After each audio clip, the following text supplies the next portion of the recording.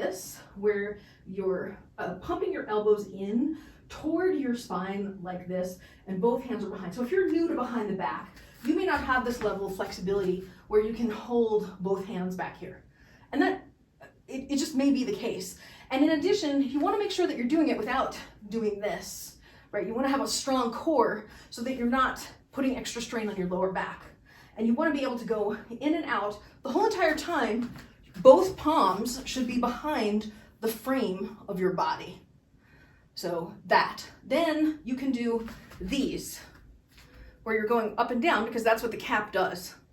And you can either do it in split time like this, or you could do it in together time like this. But if you, and the thing is, I think probably as kids, we probably all learned to do this, right? But my hand is in line with my frame. This is behind my frame. And it's a whole other range of motion that if you don't have familiarity with, this will help you get there.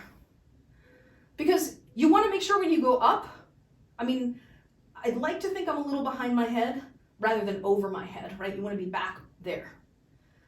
Because that's different.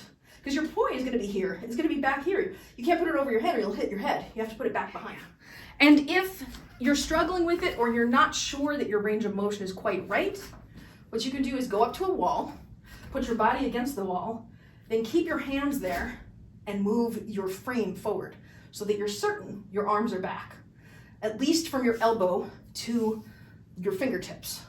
And then you can slide your hands up on the wall and down on the wall while you're back there, and you have this space between your body and the wall. Well, I mean, I don't know how much space I'd have at my ass, but you know, your ass is smaller than mine, so.